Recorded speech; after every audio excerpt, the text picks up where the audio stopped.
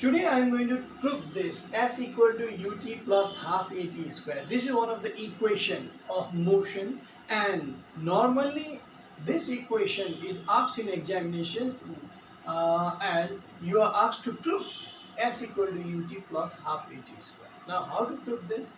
Let's start. The rate of change of velocity. The rate of change of velocity is acceleration. The rate of change of velocity is acceleration.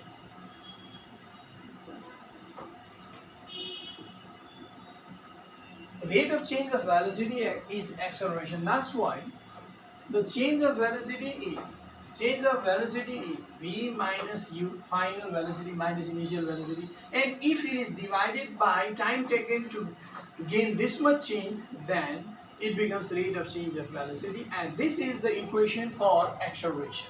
And here, if t is taken to left hand side, at is equal to v minus u, and if u is taken to left hand side, u plus at is equal to v. Therefore, we can say that v equal to u plus at.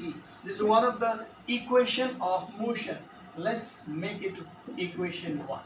We are going to use this equation in another place. That's why this is number is equation number 1. Okay. Now I'm talking about the uniform acceleration. If a body is in uniform acceleration, then the distance traveled by that body can be calculated by using certain equation. For a uniformly accelerating body, uniformly accelerating body,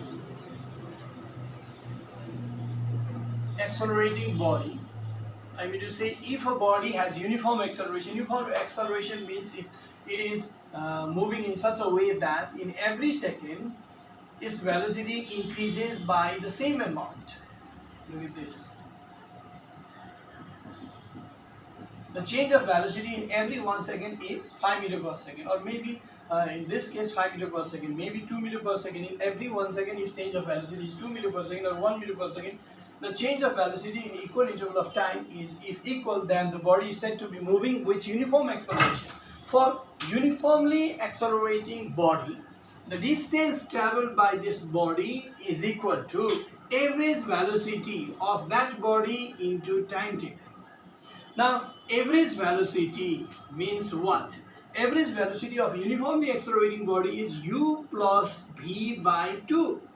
Half of the initial and final velocity, initial plus final velocity divided by 2 gives average velocity of that uniformly accelerating body, and if it is multiplied by, this velocity is multiplied by time, then we will get the distance covered by that body. This is, let's say, equation number 2.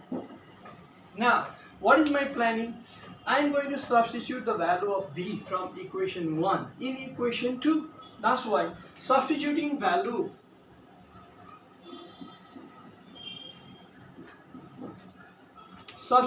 the value of v from equation 1 in equation 2, what we get from equation 1, we are going to substitute the value of v in equation 2. Then what we get, s is equal to, u remains same. In place of v, I am writing u plus at, and we have 2 here into t. Now let's do here.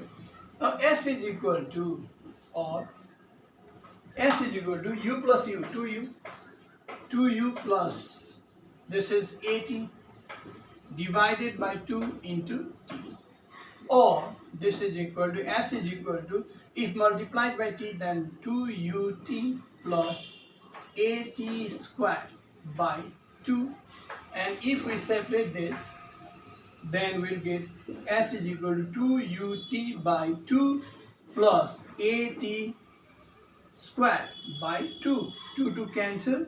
Therefore, S is equal to ut plus half at square. This way, we can prove that S is equal to ut plus half at square. In another class, we will prove another equation.